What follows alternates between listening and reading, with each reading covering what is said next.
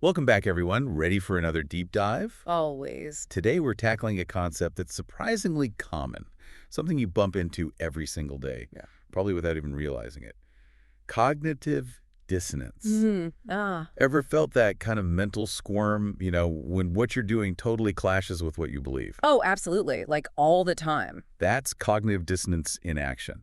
We'll be tracing its roots, digging into those classic experiments, and even exploring how the theories evolved over time. It's a really fascinating journey, actually. I mean, this idea, cognitive dissonance, it pops up everywhere.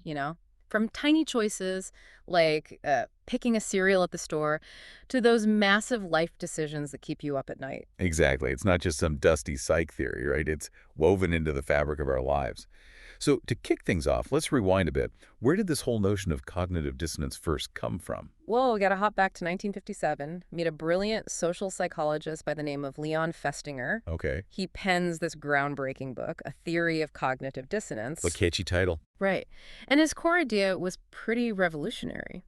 Festinger argues that when there's a disconnect, an inconsistency between our thoughts, beliefs, values, actions, whatever, it creates this uncomfortable tension. Dissonance. Yeah, dissonance we're naturally wired to reduce. Okay, I'm going to need a real-world example to wrap my head around this. Something relatable. Sure. Picture a smoker. Knows smoking is bad, but keeps puffing away. Oh yeah, classic example. Right. That's cognitive dissonance. The knowledge smoking is harmful clashes with their action, lighting up another cigarette. It's like that little voice in their head screaming, "This is wrong!" Yeah. while they're, doing it anyway.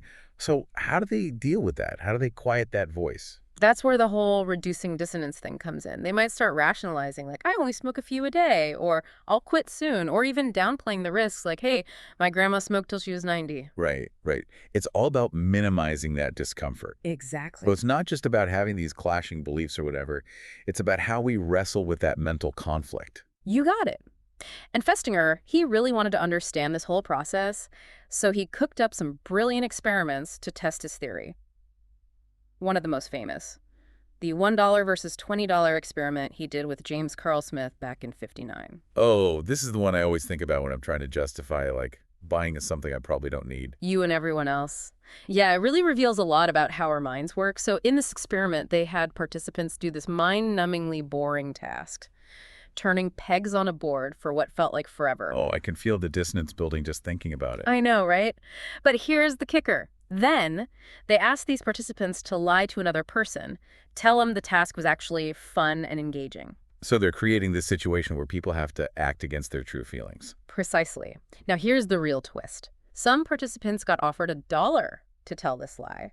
Others, a whole $20. Okay, so common sense would say those getting 20 bucks would feel less conflicted about lying, right? I mean, they've got a pretty good reason. You'd think so, but the results were totally unexpected. The folks who only got $1 with way less justification for their lie, they actually rated the boring task as more enjoyable after the fact. Hold on. They convinced themselves it wasn't that bad just to ease the guilt of lying for a buck. Bingo. They shifted their attitudes to match their actions because they couldn't just blame it on the cash, the $20 folks. They could easily say, hey, I lied for the money, no biggie. But that $1 group, not so much. So their brains are like, well, I wouldn't lie for $1 unless I actually kind of enjoy that peg-turning torture. Maybe it wasn't that awful. Wild. It really highlights how we're driven to reduce dissonance by changing our beliefs to fit our actions, even if those actions go against our initial feelings. This experiment, it became a cornerstone of dissonance theory. And this was just the tip of the iceberg, right? Festinger and others, they explored all sorts of scenarios that trigger dissonance, trying to untangle this powerful force at play in our minds. Yeah, there's so much more to uncover. As research progressed, some really interesting variations and challenges to Festinger's original theory emerged. Ooh, I'm already hooked. Yeah. Let's move on to those new developments in the world of cognitive dissonance. Hit me with more mind-blowing revelations. So, Festinger's original theory, groundbreaking as it was, it mainly focused on any old inconsistency between thoughts and actions. Right. But later researchers, they started digging deeper, specifically how dissonance plays out when it comes to our sense of self. Ah, so the focus shifted to how cognitive dissonance tangles with our self-concept, like our beliefs about who we are. Yeah, exactly. Makes sense. I mean, we all want to see ourselves in a positive light. Right, exactly. And in 1968, Elliot Aronson, He comes along with his self-consistency theory. Okay. Aronson argues that dissonance, it's strongest when it threatens our view of ourselves as good, competent, moral people. So it's not just any contradiction that gets us squirming. It's those that really challenge our self-worth, like our core identity. That's when the real discomfort kicks in. Precisely. It's that feeling of, I'm a good person, but I just did something that doesn't line up with that. And then the mental gymnastics start to reduce that dissonance. Can you give us an example how this plays out in real life? Sure. Let's say you consider yourself an environmentally conscious person. You believe in reducing your carbon footprint, you advocate for sustainable practices, but then you find yourself consistently driving alone in your gas guzzler for short distances, even when you could easily walk or bike. Ooh, yeah, I can feel the dissonance already. Right. That contradiction, your actions versus your deep values about the environment, that'd likely trigger a wave of dissonance. Big time.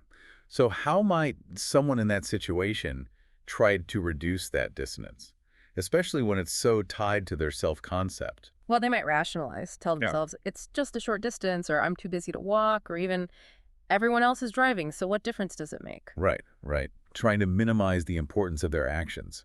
Exactly. Or they might minimize the importance of their actions, thinking, well, at least I recycle, as if that one thing makes up for their driving habits. So basically protecting their self-image as an environmentally responsible person by downplaying the significance of their contradictory actions. Exactly. But sometimes these mental gymnastics, they're just not enough. The dissonance might stick around, and that could lead to a more profound shift in behavior. Interesting. They might finally decide, okay, I'm going to make a real effort to walk or bike more often, to bring their actions more in line with their values. So in a way, cognitive dissonance, as uncomfortable as it is, it can be a catalyst for positive change, pushing us to confront those inconsistencies and make choices that are more aligned with our true selves. Absolutely. That's one of the most fascinating things about this whole concept. But the exploration of dissonance, it didn't stop there. Researchers continued to refine and expand on Festinger's original ideas.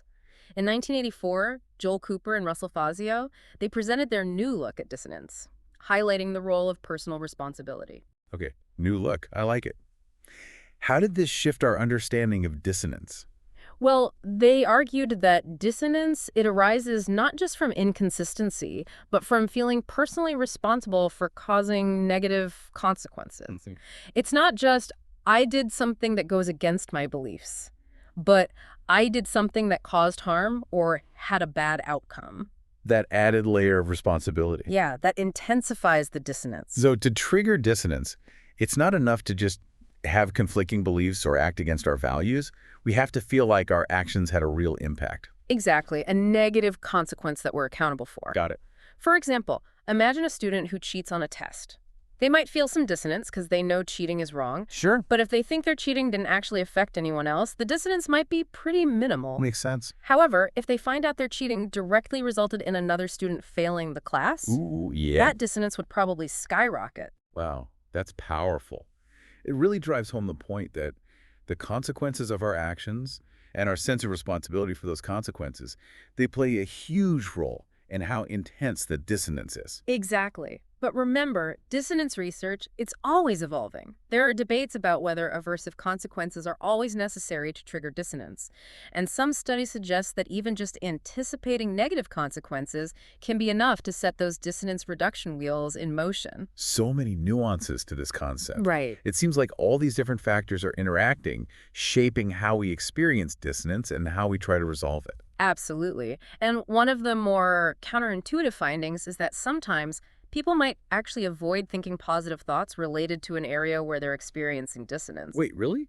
Why would we shy away from positive self-thoughts? Wouldn't those help us feel better? You'd think so, right? But some researchers think that when we're already feeling dissonance about a certain aspect of ourselves, dwelling on our positive qualities in that same area can actually backfire. Okay, how so? Imagine you're trying to lose weight, but you're having a hard time resisting those sugary snacks. Been there. You might feel dissonance because your actions indulging in sweets clashes with your goal of losing weight.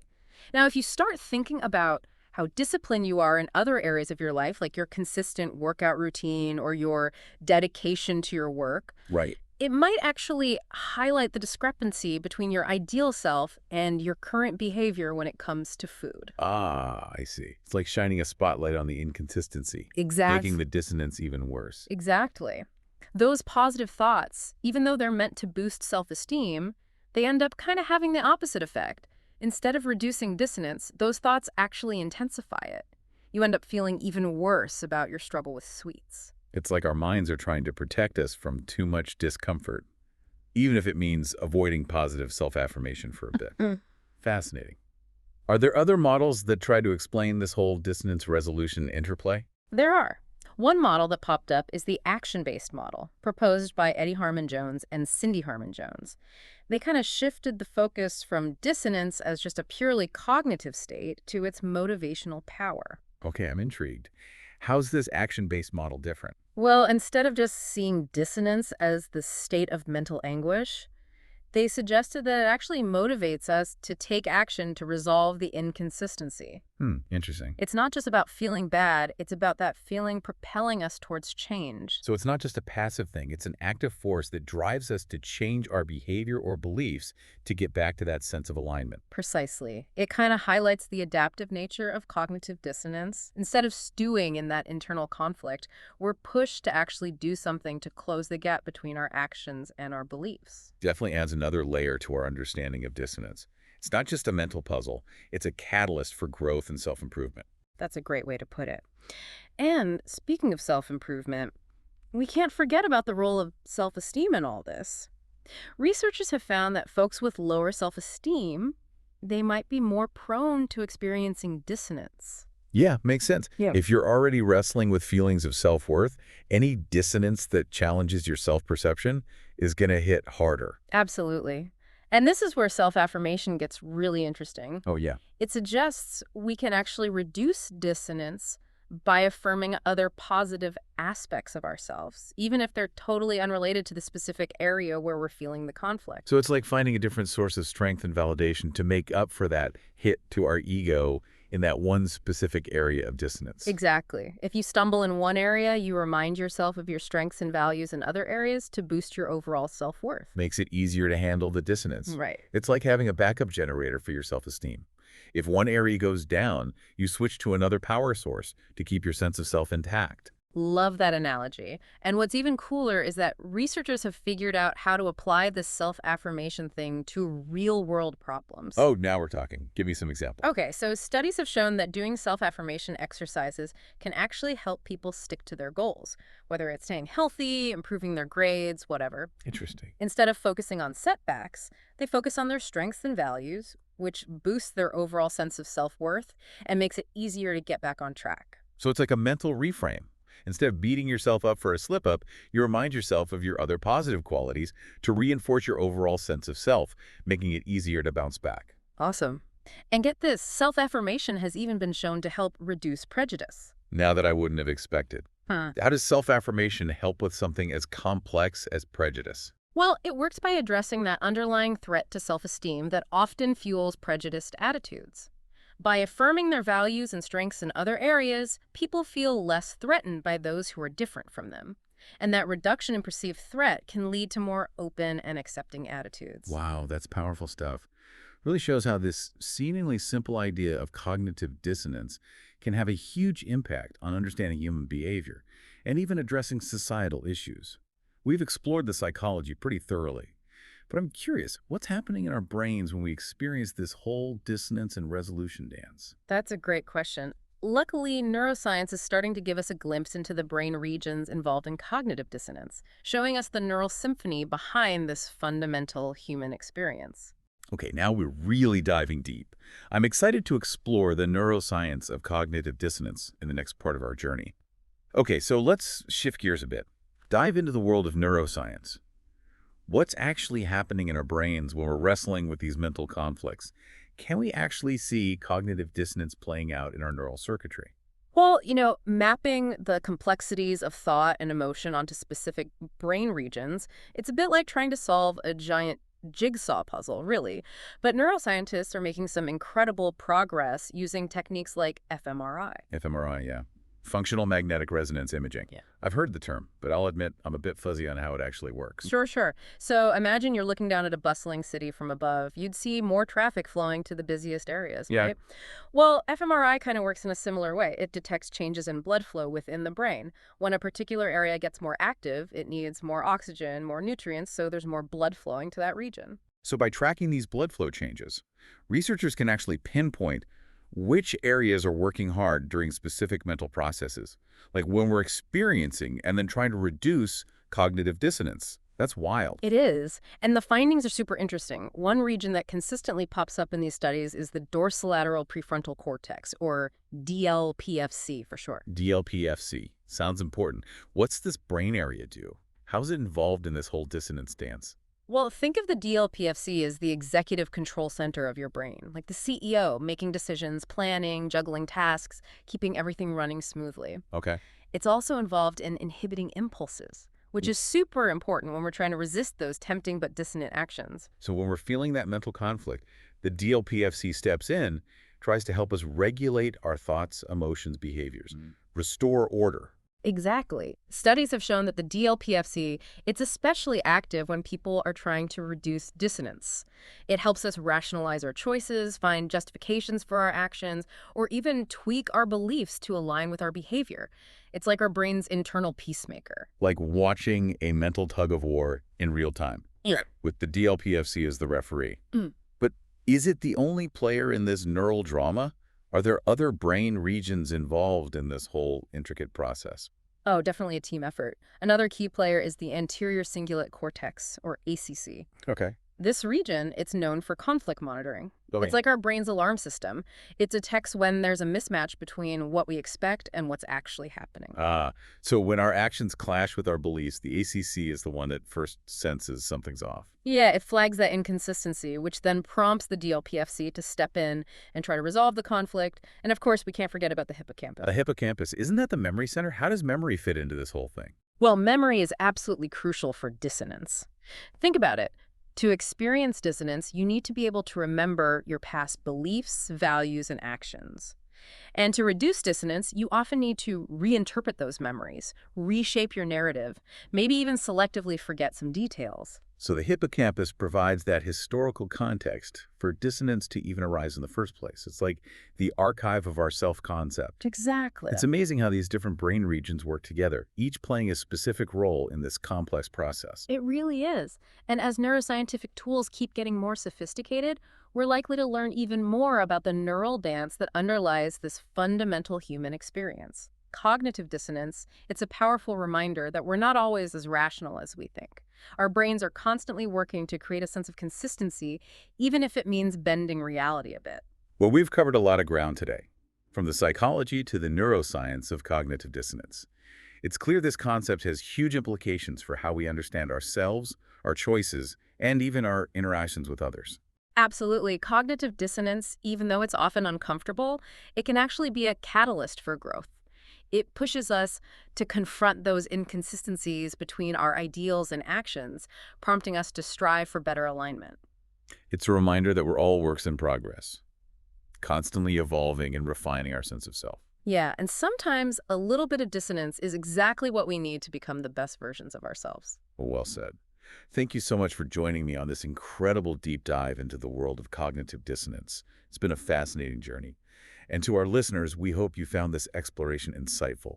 Remember, the next time you feel that twinge of dissonance, don't shy away from it. Lean into it, explore it, see what you can learn about yourself. Until next time, keep exploring, keep questioning, and keep diving deep.